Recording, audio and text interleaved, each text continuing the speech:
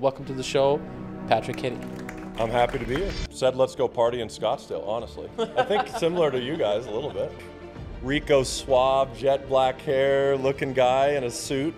My name's Max, and I just get a text. It just says, Dominic's 8 p.m., be there. I think cash is trash and cash is king. If you have no money, you can't take advantage of anything. I just started messing around with this old ChatGPT. Just started? I downloaded it 3 days ago. No way.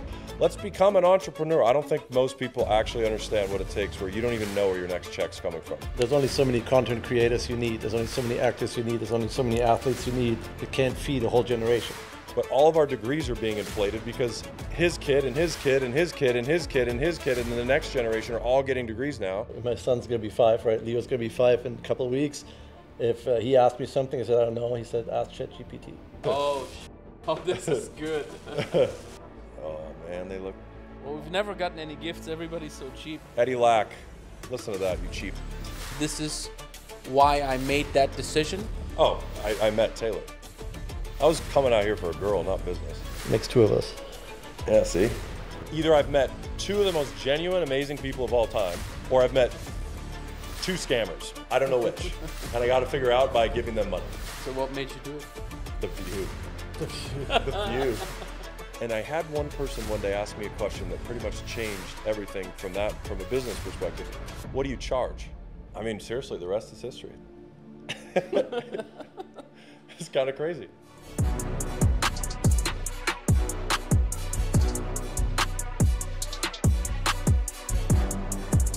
Welcome back to Let's Talk Development, your favorite destination for real estate, business, and lifestyle. My name is Max. That's my business partner, Patrick. We're super excited to have you, and we have a very, very special guest here. But before we start, we gotta have some housekeeping here. Yeah, make sure to like, subscribe to the channel, share the video with friends, let us know in the comments who we should interview next, and then we'll get started with the introduction for our special guest today. Not very special. You don't think so? I don't think so. So today's guest is someone who lives at the intersection of finance, education, and personal growth. A dear friend and business partner of ours for, what, like 6 years now? 7 years? Maybe 6 years, 2019. 6 years. We can maybe tell you guys the story here in a little bit, how we met. We're super excited to have you here today, Patrick. So he grew up in Montana, moved to Arizona in 2018. You've built solar teams. You're a master in educating people in the finance world, especially when it comes to Forex. You helped a lot of people become independent investors. You invested a lot with us together. We have a few crazy investments. So we're really excited to have you here. This is a long time coming. So welcome to the show, Patrick Kenney. I'm happy to be here. Thanks for having me. Yeah, let's get right into it. So first, obviously, you got to learn a little bit about you. Right? Max mentioned you're from Montana, so tell us a little bit how you come from a small town in Montana to Scottsdale and onto the big, almost international stage of financial education. Well, how I got here was a buddy, Jim. Shout out to Jim, best man at my wedding. Just said, let's go party in Scottsdale, honestly. I think similar to you guys a little bit. Most people, yeah. And we came down and partied for a week, met Tay, my fiance. And I mean, seriously, the rest is history. That's how I got here. So met you guys in 2019 in the open house. Yeah, that's a good story too. Maybe before we fire away here with Alan's, who nobody knows what he's gonna do here in a moment. You wanna maybe shed a little bit of light on how we met and what side of the story? Your guys' side or my side? No, your side of the story. Good mix of it. I mean, I was driving, saw an open house sign, cool house. What street is it on? 44th. 44th Street. Went in. There's this like Rico suave, jet black hair looking guy in a suit. My name's Max. Hey, Patrick. I think I was like dressed like a homeless person at the time. But Sweats. you pulled up with a Range Rover, so it's like either you can afford an expensive lease or you prized legit possession at the time. We met, looked at the house, and we left, and we were by like where Global's at, and I just get a text. And this is when I knew Max is just like, he's the guy. And it just says, Dominic's 8 p.m., be there. We went to dinner, the rest is history. Now we've been friends. It's kind of crazy. And I remember when I met you, you said, we're planning to do this Airbnb thing, and I'm like, you're obviously. Thank God. By the way, thank God for COVID, because that probably would have. Maybe it would have worked. Well, it would have worked if you would. The idea was to take a bunch of asset. people's Yeah. money, Yeah. find a great Airbnb, like automate that for them, syndicate that, run an Airbnb through a house like that. Actually, that house would have worked, because that thing, worked, yeah. that thing's probably worth like what, 2.5, 3, Probably. and you guys were selling it for 1.5. 1.6. Yeah. Yeah. It would have worked, but yeah, that Oh yeah. that was December 2019. Yeah, I went to London, had to speak at an event. COVID hits, scares me. Don't do it, but it's all right. Everything. And I remember I told Patrick, I said, I just met another Patrick. This is obviously you're PK, you have to separate this. That's Patrick. And then I told him, I said, I met this Patrick guy from Montana. And he's obviously a little bit younger than I am, but I just, I think I just had good intuition. And Patrick's like, oh my God, are we like doing the steak dinner, thinking about, how much we're going to It's kind of crazy, actually. At that time. Pondering like just a random open house. Like I've gone to a lot of open houses. No Asian has ever even texted me back, let alone brought me to Dominic's. But we never, that was the one time we did a move like that. From an open house, yes. I would say generally we're known to like pull moves like this, like a couple times a year. And yeah, like usually it's like you guys said, it's intuition, right? Like something just like, maybe there's something that we need to explore, and we don't spend money on marketing, so we always say like the investment is you in spend people. money on crispy shrimp though. Yeah, that's exactly the thing, right? We invest like the people, not the, we could do an ad on the newspaper, and then, but if we meet somebody, we feel like there's something there, then we'd rather go in on that rather than just try to hit up 1,000 people we don't know. Yeah.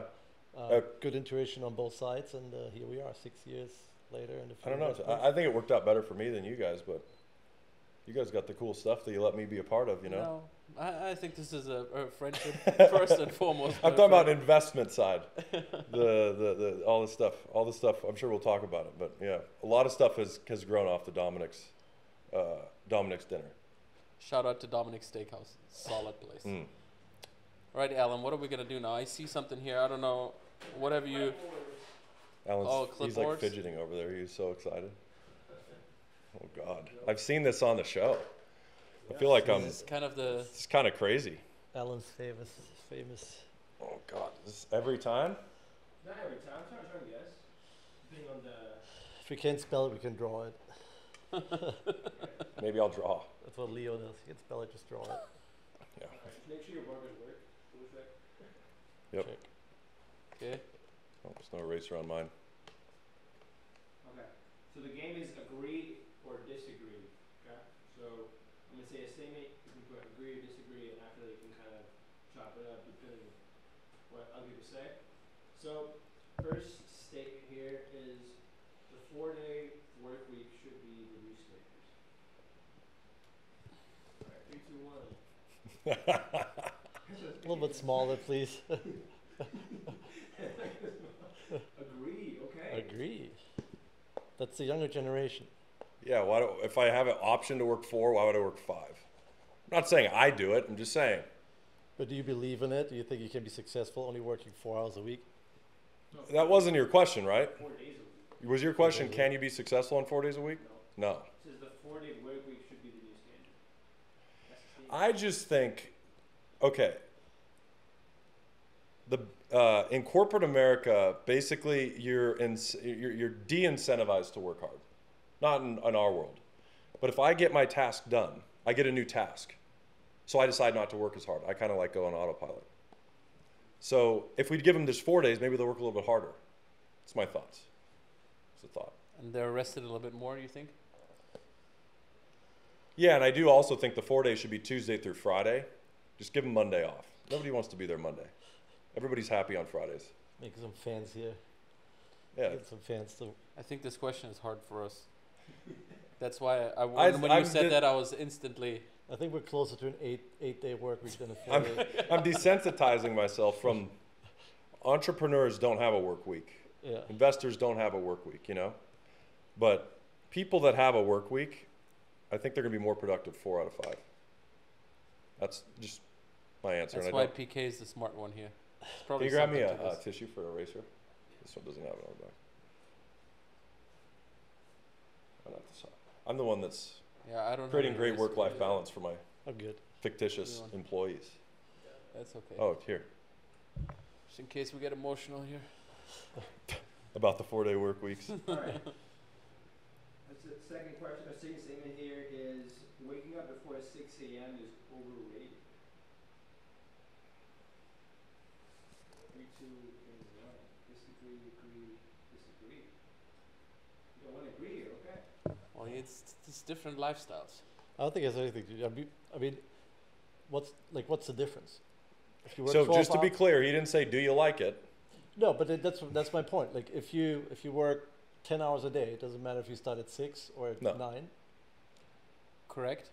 However, I like to get up early. So what I like is that between whatever 4 or 5 and 6 or 7, I think those are the same magical hours that you have maybe at 10, 11 or 12. I just prefer, I think it's more sustainable for me to do it early than late because you can't burn the candle on both sides. But we've had a lot of like work sessions, late night, all-nighters. There's just something to hours where nobody else technically is working and you That's are it. working. And then it depends on how crazy you are, how much you like it. I love it. See, but that's to the question. Well, I number one. think for me, the market's open at 9:30 a.m. Eastern, so we're Pacific. So it's like, that's when stuff's cooking, you know? So it's easier for me, for But sure. that's because it's mandatory, right? Like you have basically your starting hours are Yeah. 6. I think the question in general, same as like Max was saying, it's personal preference. Like, is it overrated? And everybody says you got to get up at 4, take a cold shower, and do your morning. Yeah, thing. if he like, went 4, I would have went different. but yeah, Six I is- think it 6 doesn't is matter. a decent hour. And I can attest to the other way around because I work late. It's the same Okay. thing. After 8 o'clock, nobody texts work stuff anymore. Yeah, Max is already asleep. Well, let's make an exception here, right? In one line of our business, on the luxury real estate side, where we mostly work with high performing agents on transactions. The guys that do a lot of business are very successful.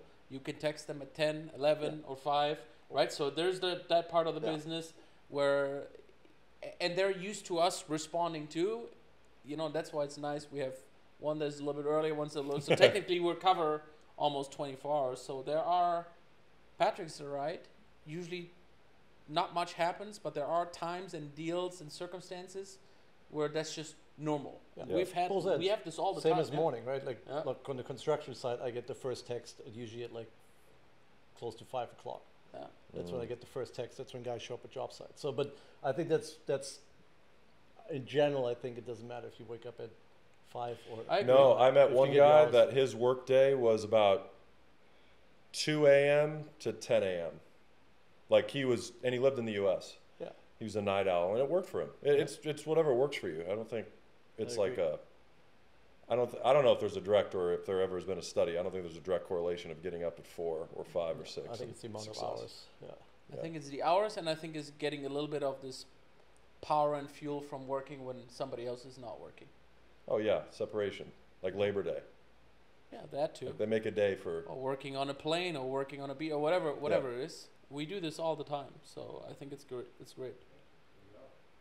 Okay, next statement is cash is trash.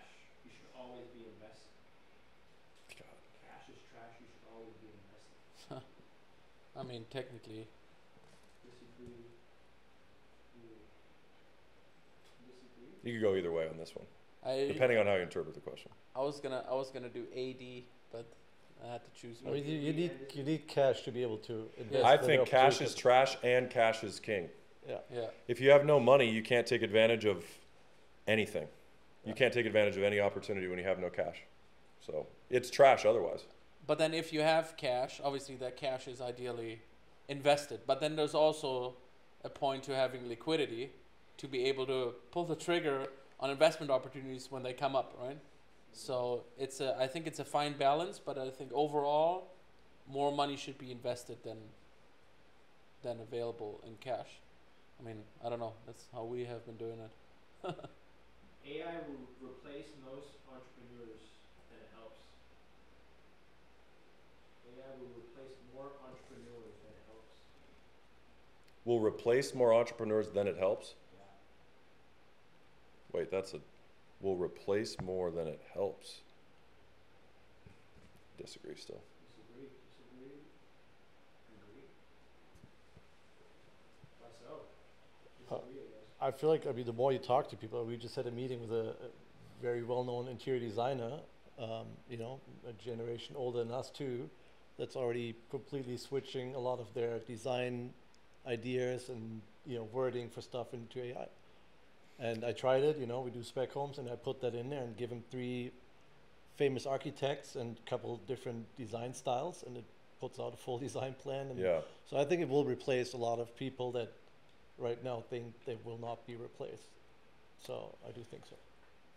I think it will replace a lot more roles than we probably even think. Actually, last night I was messing around for the first time with lovable.dev is the name of the website. You can literally type in what you want and it makes you a full website. I don't know how to make a website. And I actually had a functional website within 30 minutes, which is interesting. But what I think will happen, you can't replace a good entrepreneur because it's the people skills. And people skills are the roles that won't be hurt. It's the tedious tech skills that are getting eaten alive right now, including, by the way, trade, like people understanding the markets and trading. The algorithms are becoming, like, it's almost becoming no point of manually trading. But then You know? I would also say that there's the emotional intelligence component with AI that I think is going to be also stronger than what we think. So I think a lot of the people skills, I mean, I just started messing around with this whole chat GPT because everybody's using it, right? I never really used it. No. I downloaded it 3 days ago. No way. So I was never, but yeah. But what I'm saying is we have, for example, you've been on like unleaded gas instead of rocket fuel for 2 years. Yeah, I just wanted to make sure everybody else thinks they have a little heads up, and then we catch up. No, but we have at my my team at Douglas Elliman in Florida, we had the first AI agent.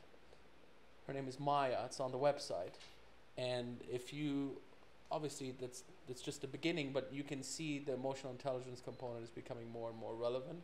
I think though, when it's on a higher level and there's more interactions, I mean, talking about transacting luxury real estate development, I mean, I think the more complexity levels also on the human side are present in whatever business, I'm not going to say it's never going to be replaced, but it's going to be harder. It's going to take time until, you know, the technology advances. So I'm not too concerned about anything that we do. And at the end of the day, I think you will not be able to replace a relationship. That's what I'm saying. Yeah. You know what I mean? But do you think a $300,000 transaction in Awatuki can that can be replaced a lot easier than what you guys are doing?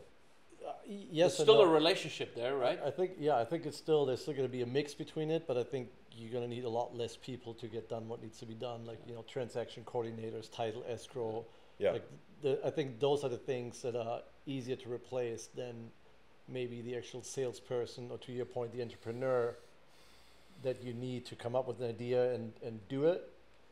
But the people that entrepreneur used to need to create the website, create the automations, create all these processes and things, I think that now, to your point, you can do it almost as a one-man show because you got AI as your whole staff on hand that you need to bring it. So I think it's going to replace the entrepreneurs, but I think it's going to replace a lot of people that basically used to be needed.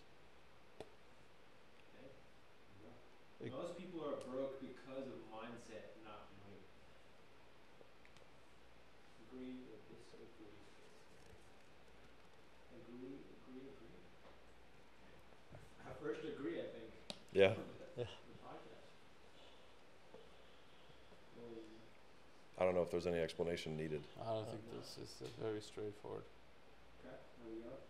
The U.S. education system does not prepare people for real life.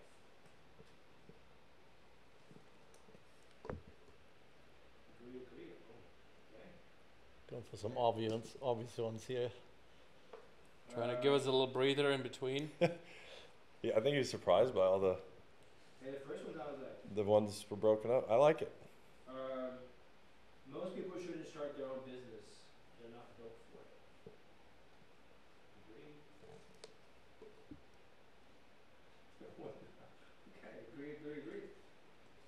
Honestly, most people should just go work for someone. Yeah. So much easier. You can make decent money. You can grow. And you don't have to deal Are with. you hiring? No, I'm not hiring. Just asking for a friend. And you don't have to deal with anything. I don't know, man. Everybody thinks it's all, let's become an entrepreneur. I don't think most people actually understand what it takes, where you don't even know where your next check's coming from. They don't understand that pressure if it hit them in the face. Versus on Friday, I get a direct deposit from such and such company.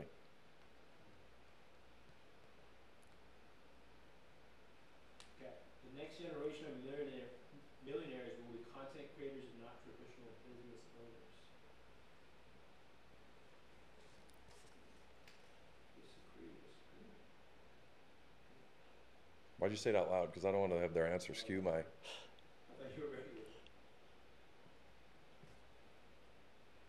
I guess why you disagree? I think it's like saying the next generation should be athletes and not business people. There's only so many content creators you need. There's only so many actors you need. There's only so many athletes you need. Like it can't feed a whole generation. Like there's going to be a lot of people that will make ridiculous amount of money, but it's going to be the 0.1%, just like in any sport or other like profession that, you know, it's not needed on a daily basis. I think the only reason I said that was, first of all, there's hundreds of thousands, if not millions of content creators right now that none of us know because they've never made it. I think you'd have a better chance right now. Okay, us three either have to become million followers, content creator, or build a pool cleaning business to $1 million a year revenue. I can guarantee all three of us can get to a pool cleaning business quicker than a million. I think so, content creator wise. I think it's easier.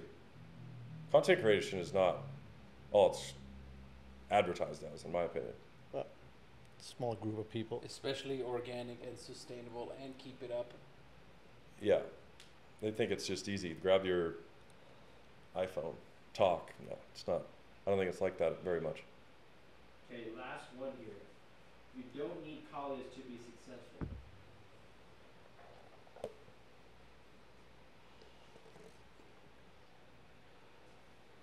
big ol' A. Big ol'. Okay. Big A. I have a bachelor's degree too, but I agree with that. Why is that? Why have you changed? I just actually read it like last. You have a degree too, just so you know. This is a very high profile lineup. I just read that 64% of people never use what they actually learn in college in their business. So I have a bachelor's in marketing. I mean, I don't know. I use marketing, but you have to have a college degree to become successful. Like, is a crazy idea considering day to day, I'm taking calls with people one-on-one. Just 2 weeks ago, I had one girl. She's in San Diego. She's got a job that pays her $120,000 a year. Killing it. $150,000 in student debt. $1,500 a month. She's barely chipping away at it. She feels like she's drowning. Meanwhile, I've met a tremendous amount of people in Arizona don't have a degree, making $75 to $125 a year. They're not in any debt. I think college is great because I didn't have any debt. I got scholarships and my parents helped. I think college makes sense then. But to go $50,000 or $100,000 in debt to get a college degree, I think that's where it's like, I think you're out of your mind at this point. Because there's inflation with dollar bills that we're dealing with. All of our money's becoming worthless. But all of our degrees are being inflated because his kid and his kid and his kid and his kid and his kid and then the next generation are all getting degrees now. And so now everybody that has a degree, their current degree just became more worthless. It's like it's becoming, it's like it's inflating. I agree. I think maybe in previous generations it was more important. Like we have 32 agents. They all make good money, 6 figures a year, and not a single one I would even know what college they went to. Like it doesn't matter. Like when you bring them on, you don't ask for their credentials or something.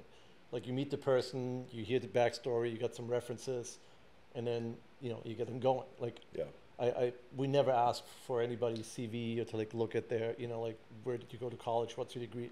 So I think in some, I mean, obviously in some professions it's maybe more relevant. Sure. Obviously, like doctors and attorneys, you know, they should probably go to college first. But I there's hope. a lot of other, you know, business and marketing and that kind of stuff. I think, you know, you can just be good at it without college. I do think though there's like a goodwill factor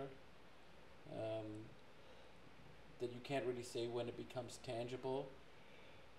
But let's say I have kids one day, I would definitely encourage my kid to go to college, but I would not want them to be in debt, right? That's what Yep. I'm working now. And then secondly, I think if you put your kid to a good education in a private environment with, let's just say, like-minded parents, and you know, there's a network factor, there's multiple languages and cultures involved, Yep. then I think you set your kid up for something that's very good no matter what. And I think it starts before college, right? I went to an international school, 2 out of 12 years. I can't turn back the time, but I wish I would have gone from day one. So I think that being exposed to different cultures, languages, you know, having a network of parents, entrepreneurs, I think, you know, that's my idea of Yeah. education. I don't want to be against college. Right? College teaches you how to follow through and finish something you've started, which I don't know if you know that, but 50% of people that start day one don't finish in 4 years. Half of them. And then it just degrades from there. And then number two, it actually teaches you how to learn something. You got to be able to learn something in this world. You know, now it's AI, and I don't know what they're learning in college. I would hope it's all related to AI. I'd hope a marketing class isn't teaching them how to put it in the newspaper as much anymore, and you know, using AI to help them. That's what I'd hope. Well, you see it. I can attest to that. My son's going to be 5, right? Leo's going to be 5 in a couple of weeks. If he asked me something, I said, I don't know. He said, ask ChatGPT or ask Google. Like, he already says it. Like, they already know. If you can't get the answer from mom or dad, he knows that's where it is. Yeah. Same thing. If he wants something, I said, we don't have that. He's like, can you order it on Amazon? Like, they just know. They grew up with this, you know? Yeah. So it's pretty crazy. Wow. Today he called me. I thought it was Patrick. Just called. And then I'm like, hey, what are you doing? Yeah, I'm going to school. So he just calls me direct. He knows how to do that. And At 4 years old. At 4 years Grab old. a phone. He knows. He can't read, but he recognizes the name Max. Yep. Like a handful of names he recognizes. And then I'm like, are you excited for school today? And he's like, yeah, I'm about to be there. And I'm like, well, you know, you got to call me later and tell me what you learn in school. He's like, no, I don't learn anything in school. I'm 5 years old. I'm just playing all day. That's good. I like it. It was one of the most memorable phone calls. Random. That's funny. Anyways, what's next? We're good with Alan's games. Are we done there? Alan, you wanna give them in the intermission? Give them those, Yeah, we can do that right now. just for the heck of it, and then we can keep talking as they open it. I brought a little podcast gifts. Sure. If those gifts are good, we should make this mandatory. What happened? Something just moved in this, so the presentation may be Is it live? a little subpar from what I'd wanted. Is this for me or for Patrick? That's yours. Can you hand that to, oh God, I don't like the sound of that. It's all right. If the mic didn't pick up on that, the sound Is was. there- All right, Well, it's the same thing for both, so just go. Okay, well, first of all, thank you. That's not necessary. Well, this is a gift related to not the podcast. Okay. I'm not very good at wrapping stuff. by I the was way. going to say, it's probably... Good break. Oh, shit. Oh, this is good. Oh yeah. Did they go everywhere? Oh, they came out. Oh, the nice. How can we Oh, do... it says Groomsmen on there. Yeah. How can we show this to... Alan's gonna have to take a picture. Alan, get a good B-roll for the pod. You know, show them what they just got there. You see this? Oh man, they look. You see it? Are you going to give us a little piece of paper where you can say yes, no, or maybe? Alan, bring out the whiteboards. This is so cool. Yeah. Thank you so much. Yeah. Thank you so much. Yeah. We are so pumped. Now it's official. You're in the wedding. You're stuck with me, So boys. I gotta put it Love here. it. Yes, sir. This is so cool. I don't know if this is like the first podcast you've had a groomsman request on, but figured whatever. It's Well, fine. we've never gotten any gifts. Everybody's so cheap. We should probably change this. Eddie a Lack. little bit. Eddie Listen Lack. to that, you cheap ass. Bring anything, not even water. Yeah, we're probably going to come to that topic too in a little bit. All right, let's dive into some PK stuff. So we already mentioned Montana. You're from there. You're here now. You know, we're from like Germany, different area too. Like, you know, there's these like big hubs everywhere in America and around the world. You're coming from like a small town. Do you think growing up more on the countryside, call that, you know, changes perspective maybe on life and financials and that kind of stuff than, you know, maybe growing up in like a big city where everything's a little bit different? Do you think there's a correlation? And then maybe add to, when you think about home or coming from there, what are the things or what's kind of the adversity you faced there, and what has it helped you to become who you are today and where you are today? Well, I would refer to Butte, Montana, where I'm from. 30,000 people. I don't know what the median income is. 25 or 30,000 probably. Low. I refer to it as slow motion every time I go back. How large was this town that you guys came from?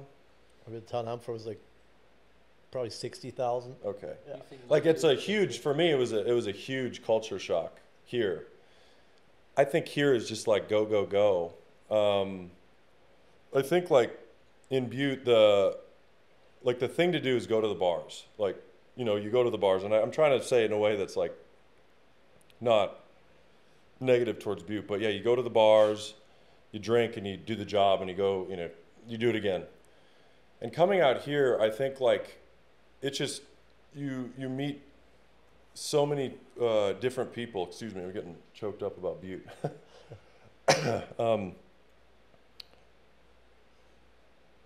Places like that can hold you back. I don't want to call it adversity. What's another word? You said adversity. Well, I mean, I can tell you what it was for us. It was like looking back where we came from, and I think we love and appreciate everything about it.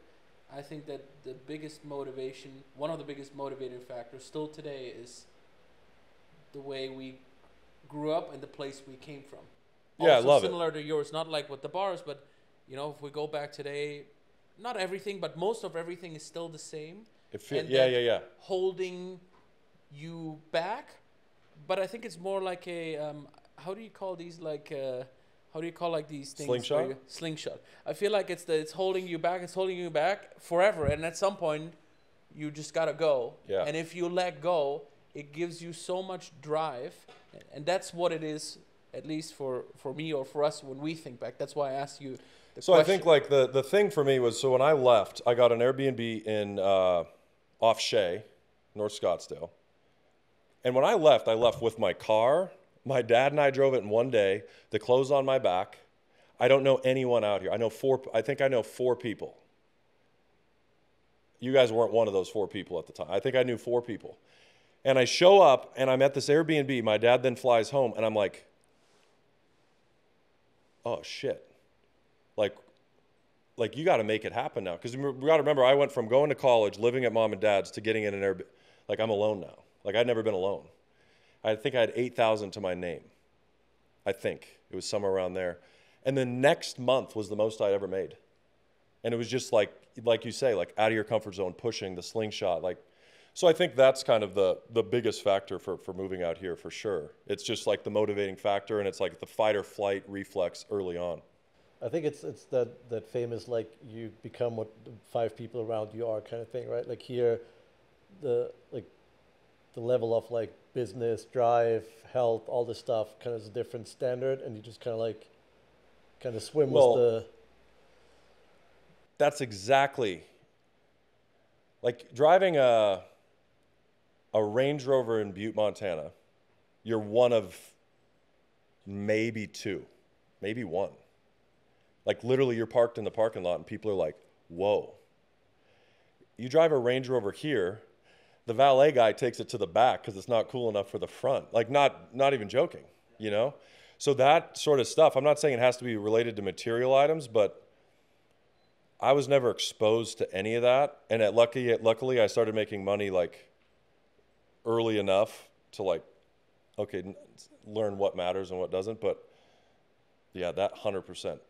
The environment, the friends, you guys, like, he's always like, you're too comfortable. Like, no, move up, do something bigger, you know? It's like, that's what pushes you, you know?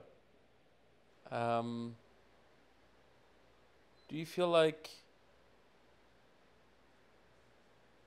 what changed in your mind or in your perspective when it comes to money, from living back home, living with your parents, coming out here, having the pressure, making your first good money after you came here? What changed about how you think about money? I think the data, understanding the data of like the value of the dollar, it's lost 40% of its value in the last decade.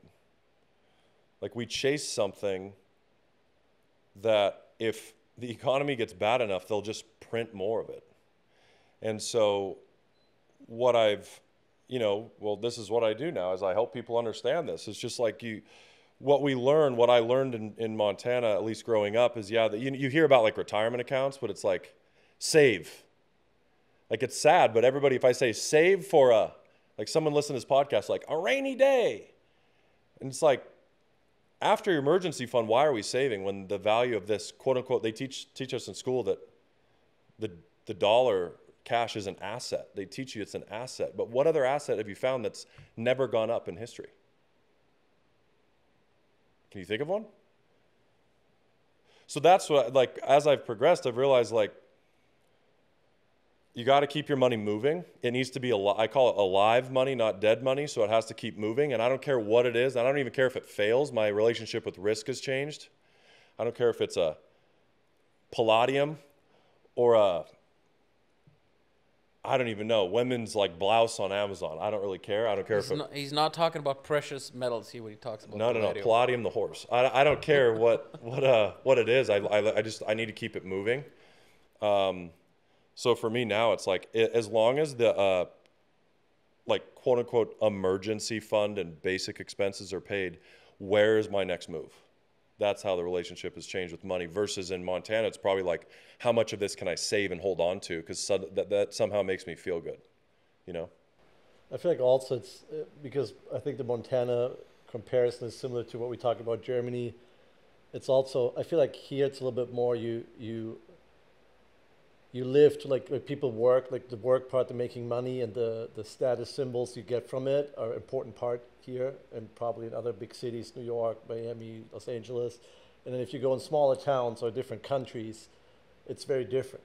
Like a lot of people, you could offer them way more money, they wouldn't be interested. They're like, no, as long as I have my lifestyle, I'm good, I'm comfortable.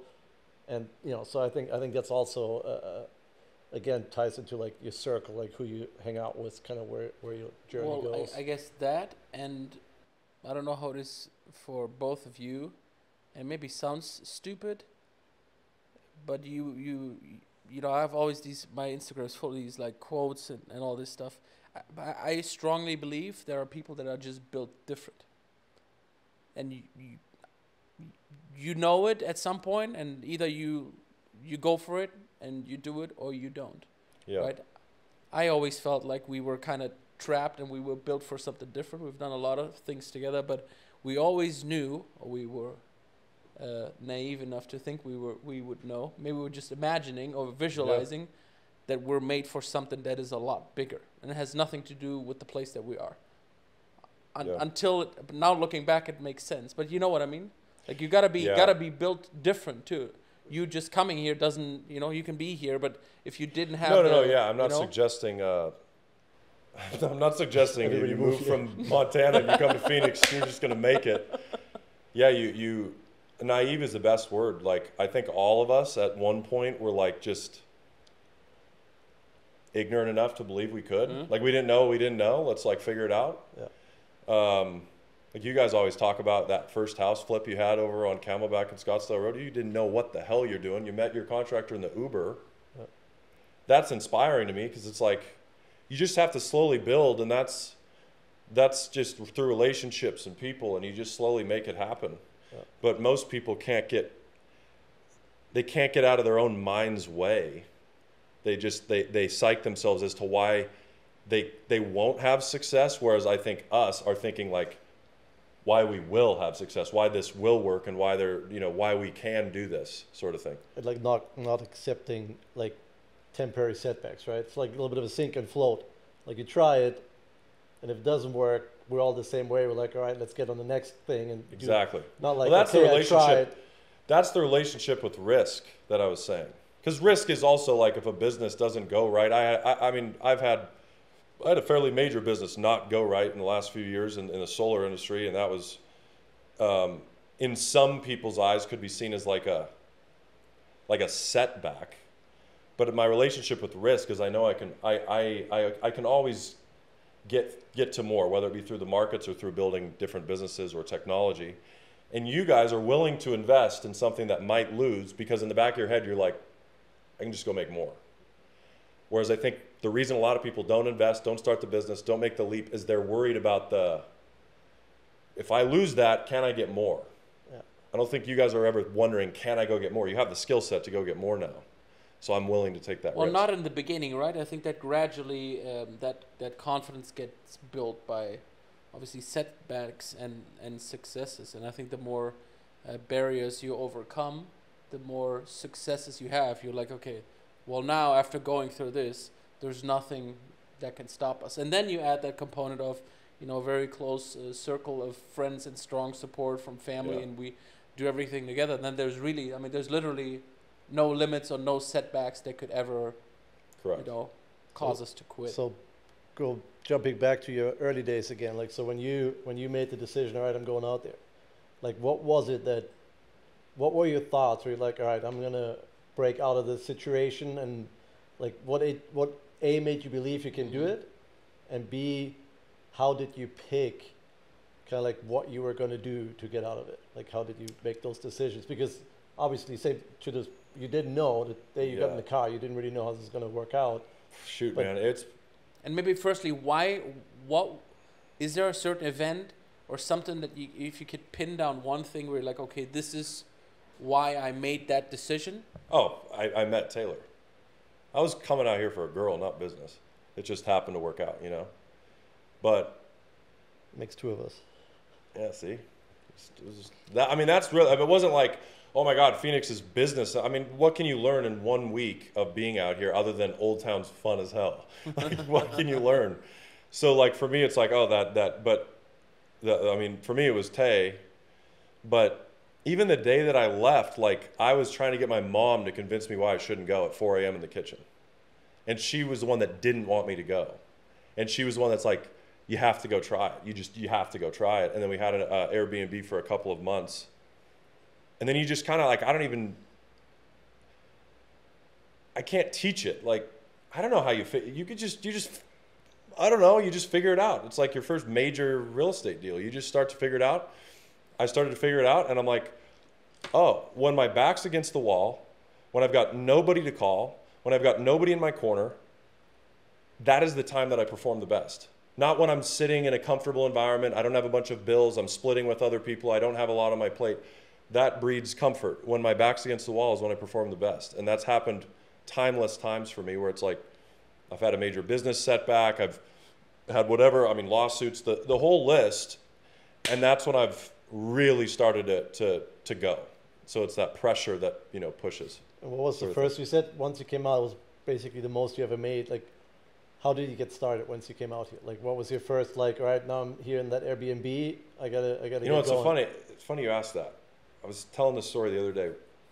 I was 2018, so I'd been trading 4 years. And every so often I'd have people like, we would do these calls. At first, I think it was called Google Hangout. Like now it's Zoom pretty much. But we do these calls, and I had one person one day ask me a question that pretty much changed everything from a business perspective. What do you charge? What do you mean, what do I charge? I'm just doing this for free. No, what do you charge? And then I was like, I wonder if people would like, maybe not everybody understands how to trade their own money. Everybody's paying 1% to a guy to just basically do nothing. What if I taught people how to like build a low-cost index fund portfolio? What if I taught people how to trade currency?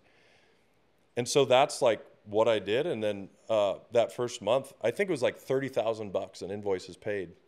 That first month, and I'd never really had a business like that. And I was like, oh shit, that can be a business. And then I realized the wheel, the greatest wheel of all time. Teach them what to do. They're having success. They're happy.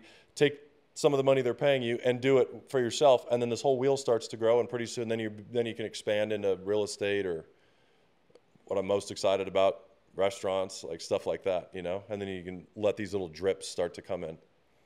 Do you want to share what has been the craziest investment you've ever made? I don't have I don't know. I don't consider any of them crazy because all of them are thought about. But I honestly, like if you think about it, at its core, probably investing in one of that flip at Silvercrest. Like if you really think about it at its core, like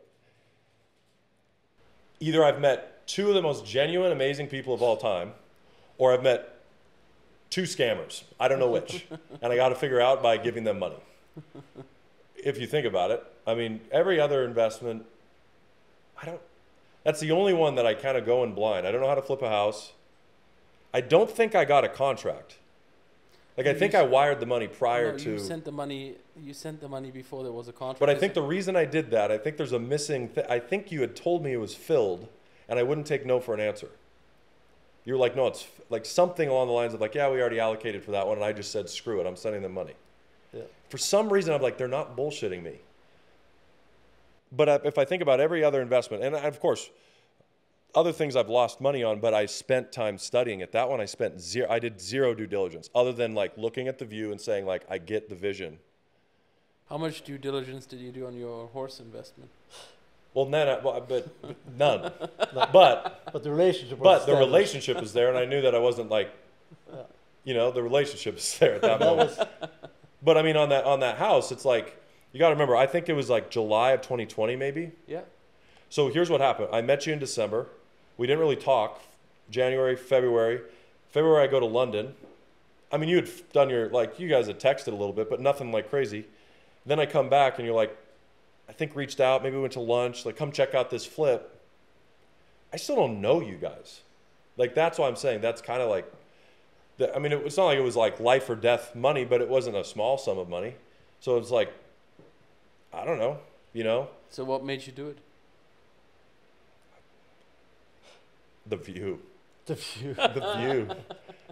The view, and it's just that, I mean, if you guys were going to be scammers, you sounded like you knew what you were talking about, you know? And then, of course, you know, you guys are the most awesome developers in the Valley, but then we figured it out. But at the time you sent the money in your head, what did you think scammer versus reality? I thought it was more reality than scammer, but Like a 51-49? No, 70-30. Okay. But I will say, I wasn't actually, like, of course, you want to make an investment to make money, but I was really intrigued with how you did it. I was intrigued by the idea that you guys were able to build, like, not only the development side, but how do you, like, syndicate that together? Like, what does this contract look like? To me, that was already worth the investment because I was able to see, like, what the heck that looks like. And then in my head, thinking, like, I'm going to be able to do that one day. And then when I saw you guys do it, I'm like, I will never do that. You know, there's just all. But you want to be part of it. It's the greatest thing ever. You don't have to do anything. You don't have to get any of the phone calls. I don't have to deal with anything you guys deal with. And I get a check. Forget about it. It's the greatest. I think it was decent return. Yeah. And I mean, it's real estate backed, right? I know it was crazy because you didn't know us, but I mean, the contract was solid. You know, like you had a, you know, it was an asset based. It wasn't some out of thin air image of this house in Fiji. It was, I walked the property. I literally threw a hammer, whatever. Like I was physically there. I could see it. That made me feel comfortable. Yeah. Let's talk a little bit more about what you do. So you're more on the financial, you know, like the trading side of things. how, like as far as your business, how much is you actually trading on your own versus you teaching and you know, holding classes and that kind of stuff? Like, how do you split your time, and how would you say it equates to like income you're generating on these sites? They coincide because I partnered recently with a company called Zinrai, and the premise behind what I do is I get on a live session for an hour to an hour and a half a day, and I trade my real money on an SIPC regulated broker in front of their face live, and make those decisions live. And so what that allows me to do is not only educate for an hour and a half a day live in front of thousands of folks, but then I'm actually trading my money in front of it, so I'm able to double dip. So the actual trading aspect happens in the first period of the morning from 6:30 to like 10:30. The live portion happens from 8 to 9:30. And then after that, throughout the day is sporadic. Sometimes there's an afternoon live where it's no longer trading because the markets are closed. It's just talking about the news and politics and what the hell Trump just said, sort of thing.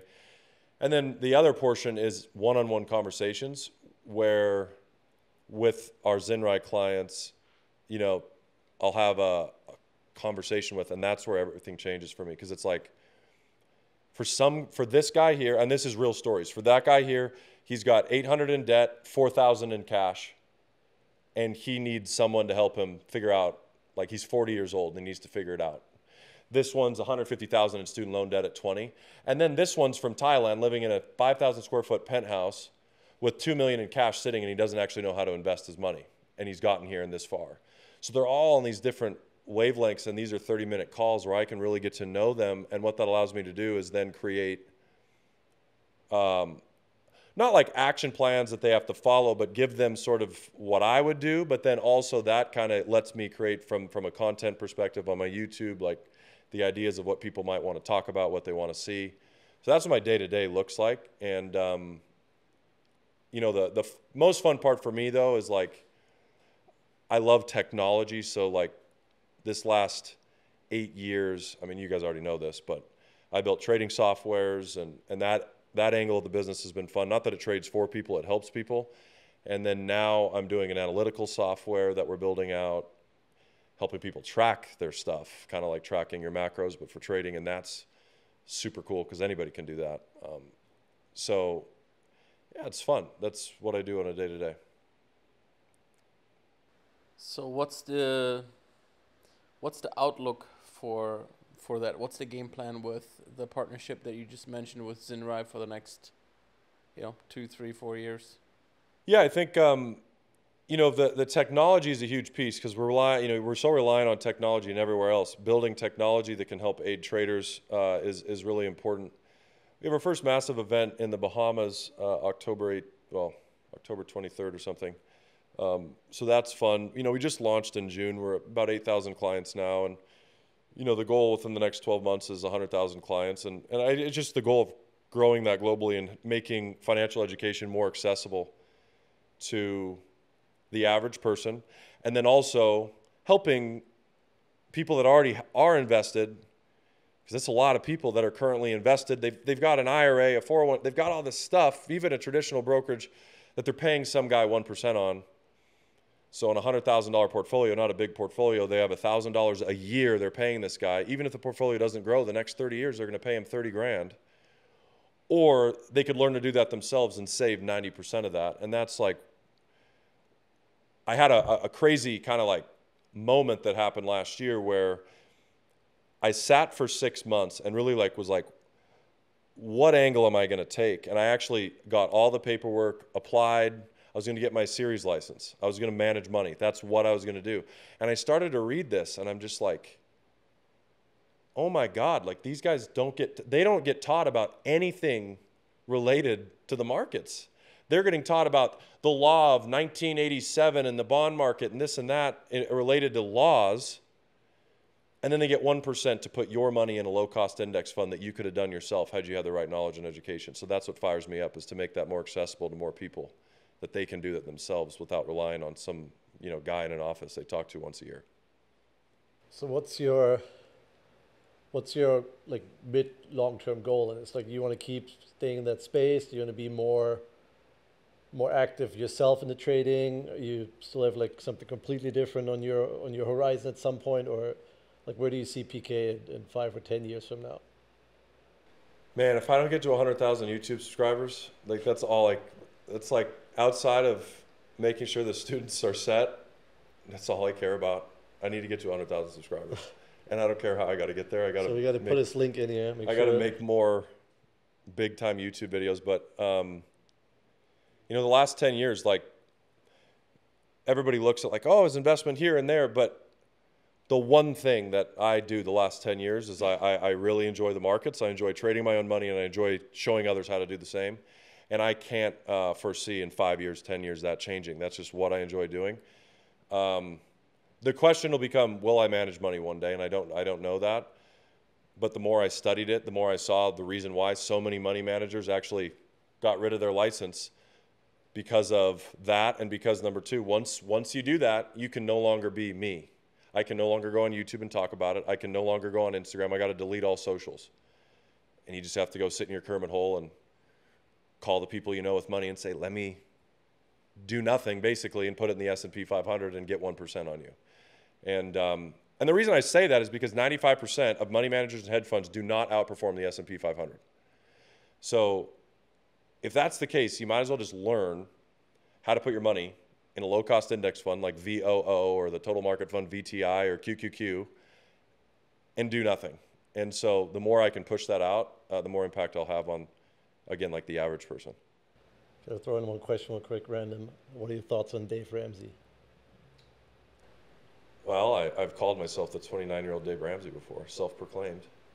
I think for the average person making 40 grand a year, 70 grand household, Dave Ramsey's advice is probably the best advice you could take. It's no debt, 15-year mortgage. I disagree with the credit card thing, but don't use a credit card. Don't take out loans. And the reason that is not, because I know you guys are going to be like, well, the other side, and I understand the other side because I do the other side. But for the average person, if you give them a credit card, are they really going to use it how they should use it? Where they're actually going to pay it off, not once, but twice a month, so that it never hits any balance period? No. Studies have shown it's actually over 70% of people don't do that. Just like 94% of people say that they're going to pay their mortgage off in 15 and get the 30-year, but actually don't.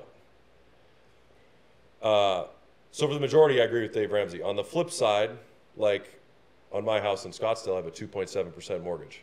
You would be like out of your mind to pay that off early when you could literally go get a 4% bond if you really wanted to.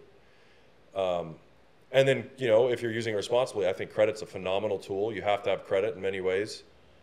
And, I've been able to keep chugging up, 833. Hopefully I can get to the 850. You keep chugging that ladder.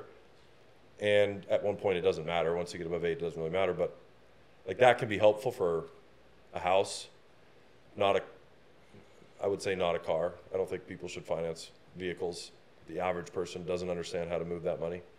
But that's my thoughts on Dave Ramsey. I don't think he's bad, but for a person that understands how to use debt, it's not going to be good advice. Okay, Patrick, you want to wrap up with your signature question? Signature question. Okay, let's wrap this up with the last question. If you had a dinner with 18-year-old PK, what would you tell him? Don't do anything different. Do everything the same way? Do it again. Do you feel like you could have left, quote unquote, your little bubble earlier, or was it the right time? No. Everything is meant to be the way it is. Everything right now is the way it is perfectly by design. I wouldn't change a thing. Just go do it again and just smile through the downturns that are about to come. Just live it. Okay. Then I think we can. I wish we could probably make a 4-hour session here. There's a lot of things we didn't touch on, but we really appreciate you being here. Appreciate it, boys. Appreciate your friendship more than anything, as you know. This is very special. So, of course, we will be in there. One of those, huh? Oh yeah, of course we will be there. So we're very excited for your Lemon wedding. splash.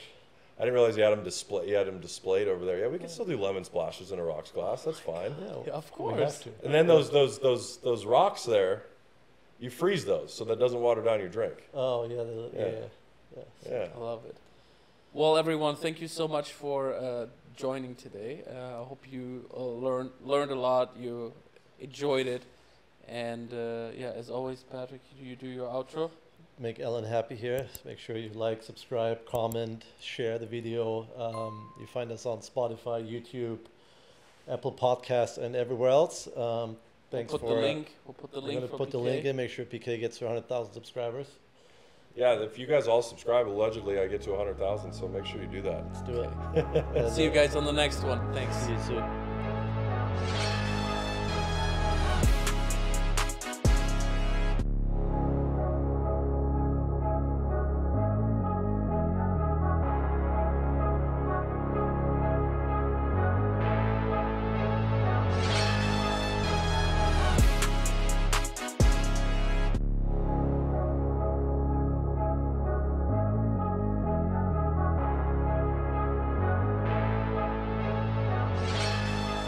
Work for a bit, even if you don't have Wi-Fi, like go 2-3 direct, right, hours to for London? yeah, and then you do 1 or 2 movies. You take a nap and you're there.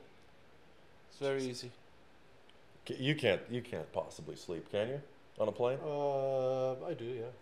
Really? I have a really hard time sleeping on a plane. Even Yeah. with the beds. Just can't seem to. I don't know if it's all the noises and stuff, you know? I usually, we always do the red eye, and I do the same Yeah. thing. I like eat something, watch a movie, like maybe a Jack and Coke or two, and then I wake up. Melatonin. In Frankfurt, and then I wake up in Frankfurt. No, I don't. We don't take melatonin. I mean, do you take melatonin? We don't take that stuff. We won't talk about my drug usage on the pod, my melatonin usage. I tried it. I just get weird dreams from it. Dreams? Yeah, like really fucked up dreams. It just gives me like 99 sleep scores. That's all it gives me. Welcome back, guys, to Let's Talk Development, your favorite destination for real estate, lifetime. Good start. Why do I say lifetime? Just I keep it wanna say rolling. lifestyle. Welcome to the pod, guys. Okay. Welcome to the Let's Talk Development podcast. We're super excited to have you guys here. This is your favorite destination for real estate, lifestyle, business, and lifestyle, business, and real estate. Okay, one more time. Fuck.